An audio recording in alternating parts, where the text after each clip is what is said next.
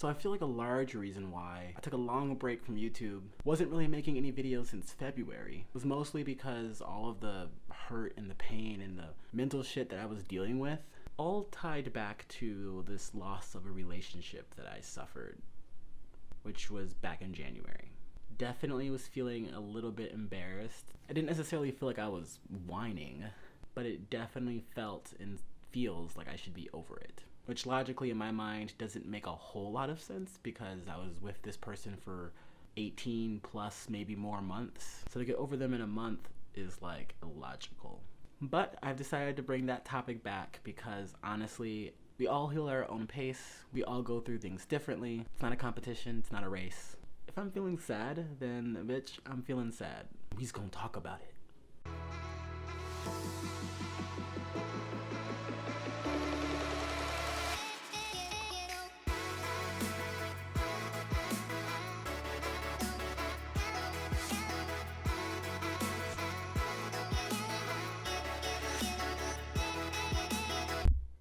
So it's been a minute since I talked about this on YouTube. I think the last time I made a video, I said I was over it and done with it. I don't know exactly what I was saying, but it was probably bullshit. It's now April and I'm still dealing with this shit. I'm still going through it.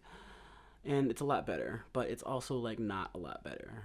I think I was in an abusive, toxic relationship with somebody who has like narcissistic traits and like was just emotionally damaging to me. Honestly, it feels really weird to say out loud on camera because like while I've had these thoughts, I mean you guys have no idea who I'm talking about, but it's also just like I don't want to speak badly about this person. You know what? No, it's okay because we're not here to speak about the person. We're here to speak about me and like what I'm going through. Fuck them anyway, right? So the reason why I'm still struggling with thinking or believing that it was toxic and abusive slash that this person was toxic and abusive is that, you know, I do have bipolar disorder. I do have developmental trauma disorder. I do have ADHD. I'm not the perfect person, nor am I the easiest person to be in a relationship with. Done like some toxic shit, y'all. I think in the past videos I've been saying like, oh, you know, it's both of our faults. You know, now that I look at it a little bit more, and I've talked to friends, I've talked to just like even acquaintances and people on here on YouTube, y'all have said this. It was not just me, and I'm crazy, but like, I'm not insane. The very fact, you know, I've mentioned this a few times in my videos. One of the first things that like just kind of solidify this idea of an abusive, toxic relationship is that why, when they don't like something that I do, or when they get angry about something, when they're displeased, do they purposefully try to get back at me, like in some petty like way that they know is going to hurt me, either, I mean, not physically, but like emotionally. Like, why do that? Especially to someone you say you love. Like, you don't hurt the people you love. Like, let's not romanticize that. And then, like, admit that you do it on purpose and, like, not want to change that. To me, the difference between, like, a toxic person and people, like, everyone does toxic shit to me. I mean, not to me, but in my opinion, everyone does toxic shit. The difference between doing toxic shit and then being a toxic person is that once you realize these things, or it's brought up to your attention, or you become self-aware, stop doing the shit or like work to not do the shit, or put some type of effort somewhere. Don't just be like, it's fine, or like, I enjoy this. Like, no.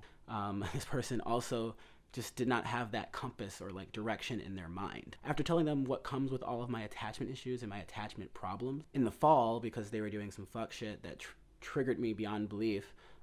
Again, those were my triggers. I know I should be responsible for them. As somebody who is very consciously aware of them, said sorry, and like knows what they are because they apologized for them and said that they felt bad specifically for causing the triggers. They decided that, you know, we would end our totality of our relationship in whatever way that looks by ghosting me and not letting me know what was going on after we were in a pretty good place. Like, obviously breakups are sad, but you can, you know, just tell the person face to face, especially if you're in the same city. It's not hard. Don't let the person call, text, and like literally have to pry it out of you. And it kind of just sums up my entire conclusion for like why I deduced that I think this person was toxic. Because I know bipolar disorder is hard, and it's a hard thing to deal with, and it causes divorces, it causes relationship loss, blah, blah, blah, blah, blah. But it never felt like they were really trying. It felt like it was always about them. and I felt as though I've gotten a lot better, so much better conveying my needs and the things that just don't trigger me, the things that make life easier. I'm very open about how I'm feeling, and they just never met me halfway. And I know, like, it's an added thing to this relationship, but it's like, yes, it's my fault. If I never had bipolar disorder, maybe this never would have happened. But it's also like, it's not that hard, especially when you've agreed to it, you know? On top of just not doing the simplest of things. And when I say simple, y'all, it's like me voicing to them, hey, today's been a rough day for me. I'm really stressed right now. And like my anger is boiling. Can we sit in the car with silence, or can we sit in the same room and hang out, but you just not like touch me, or like, I just need some, like, I want your presence. It's great you're here, but I feel like I'm about to freak out. So that's literally how I would approach it. And then them just not do it. They would just like ignore it and do what they wanted to do against my like boundaries I set up. Like when my grandmother passed away on Thanksgiving, sorry I wasn't in like a very good Thanksgiving-y type of mood, and just the whole holiday season was really bad and rough for me. Going through psychosis, car accident, blah, blah, blah, blah, blah. So yes, I was tired, and if the only thing I want to do is sleep, like just a whole bunch of things like that occurred over the year and a half that I was either formally dating this person or trying to repair things with this person. I'm not a medical professional, so I'm not going to diagnose this person with anything or say this person was had narcissistic personality disorder. Also, people with narcissistic personality disorder aren't always toxic, but toxic people are toxic. They were very narcissistic in a sense, and it was like, I saw that beforehand, and I saw that in like how they talked to other people, or I saw that in how they got angry. Whenever they would get angry, I saw how they acted, and it was not pretty. It was scary, kind of, to be honest with you. I think even then I didn't think about it too much because they never gave me a reason, but I did think like, oh, hope I'm not on the other side of that. Now we're on the other side of that. So I've like explained and told my friends stories and just given examples, and they're like, yeah, that's really fucked up, or like, yeah, no, that's not normal. Or, they say like, yeah, you probably shouldn't have done that, but it makes sense that you did that, like, given this, and that. It just seemed as though they never admitted anything that they did was wrong, and that it was all on me to fix, and that even us repairing the relationship and trying to get to a better place was like all on me. So of course, with this kind of re-simulating, them ghosting me and then dating somebody, either, the story is still very unclear, but like, I'm no idiot. So I know how long it takes to get over somebody because I'm still trying to work it, and I know everyone moves at their own pace. But you don't just like date someone days after you were just in a serious relationship or a serious engagement of sorts. So obviously that sparked some things that, happened in my childhood with my mother, how she would just disappear and leave all of a sudden, and me connecting that to my worth and my value, and like literally believing that like I'm not good enough, or there's something wrong with me that my mother wouldn't want to be around with me. The truth being that she really had bipolar disorder and a host of other drug problems. It wasn't her fault. She was ill. It still sucked for me. This person basically re-simulated that. And I'm not necessarily blaming, the breakup on them. I'm not saying like they broke up with me so they re-simulated it. Like they can't break up with me ever. We were going to get married. I thought marriage could have been a possibility. I'm not going to lie. Re-simulated it specifically for me because this person just left and like did not say that they were dating someone formally when it happened.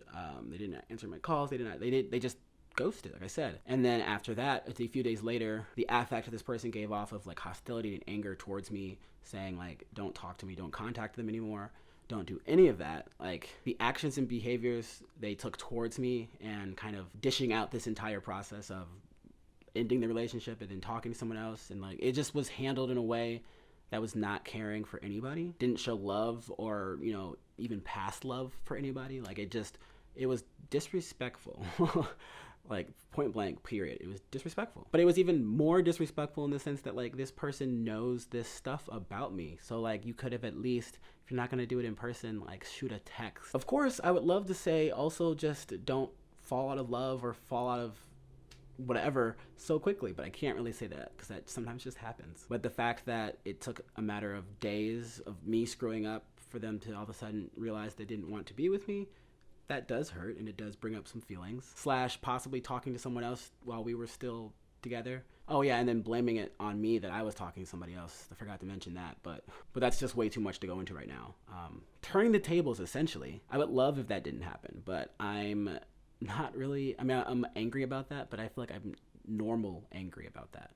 I'm more so angry about the ghosting, and then just like it's giving me panic attacks. Those have basically quieted down, but the first 2 to 3 weeks, panic attacks throughout the day, multiple times a day. I still have severe anxiety. I still get lonely.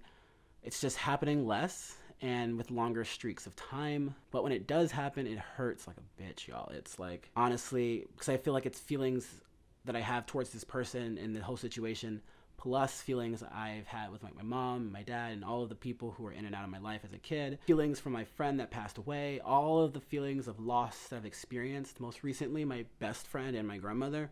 My best friend didn't pass away, but my grandmother did. We just don't know where my best friend is, or he's stopped contacting all of us. I told y'all there was a lot. That's a whole nother video. But after all of this, it's bringing up like all of those feelings at once, which literally puts me in a state of panic, which is, I feel like, not even the correct word I should be using. It's a hell on earth, and I feel like I just can't go on any further. Like, I just can't. I can't. It hurts. And to know that this person did that to me, it's like, how could this person do that and knowingly do it, or they have some concept, because they keep looking at my Instagram story, which is even more annoying. Like, you cut out communication, say it's inappropriate for us to speak, but then you keep tabs on me. Even after I've blocked you, you use other accounts to keep tabs on me, and it's just like, it brings up feelings like I don't want you to go, but when I block you, it's like, okay, maybe they're gone for good this time. But then when they come back, it's like, okay, don't block this one because maybe they'll stay. Like, it's a weird dynamic within me, and it just feels like they're still trying to exercise control, or like I don't really know what's going on. As it relates to like restrictive eating and my newfound recovery for anorexia, me not eating, and restricting myself and all the problems I've been having with that, it's been getting better. Yeah. All the problems I've been having with that, I feel as though it happens during times when I think I'm about to experience loss. People who I've lost in the last few months, my grandmother, my friend, my relationship, like all of that happening within a matter of weeks together. Kind of, it's like a defense mechanism maybe, or something like that, because it's, for me, if I get bigger, or if I get overweight, or if I feel full, anything with food, I feel as though I feel dirty, is I guess the word, or nasty, or I feel disgusted with myself. And if I feel disgusted with myself, my logic or my feelings about it are that other people will feel disgusted towards me, and they'll leave. They'll leave me, and it's just like another reason for like why they can't stay around me. So I feel like I always have to look. I've been so focused on my appearance, clothes, the way I look, hair, face, like body image itself. Like, I'm focused to the point where like I believe it's become a problem. It's definitely become a problem now, and it's the worst. I've gone through this before, but this is the longest it's happened. Also the most intense, so I don't really know what that means, but we're working through it. Just the way that I grew up, I think that it was ingrained in me that people who are overweight are not, good, not necessarily bad people, but they're not people we want to be. So if that's not someone, and it was like really instilled in me that like you do not want to get bigger, and weight was always just like a topic of discussion, or a topic of like worth within my childhood or within my family, I guess. So with those beliefs, of course, and having like the fear that people are going to leave me, makes me not want to eat, essentially. So it's like, and I know it's so stupid. I feel as though if I don't eat, then this person will come back to me. The person who I broke up with, they'll come back to me, and we can be together again. Maybe they left because I was ugly or something. And I know that's not true, because the new person they're dating, let's not talk about people in here. And I could be experiencing this still, even if they weren't head-ass and they just broke up with me in a normal way and weren't emotionally abusive. I don't know. And I don't really have a lot I can think back to in the past where this has become a pattern, like loss and then restricted eating, except for this summer through like a very intense bout of just like straight up not eating for days. And then it kind of got better. It got a lot better when I was with this person. And I think I wasn't thinking about anything. And then it got worse like around the holidays when I was experiencing loss again. So that's like a really short pattern. I haven't like really been able to remember much before. In a nutshell though, it's kind of hard to explain how I'm doing. People ask me, and it's like, right now, like today was an amazing day. Great day.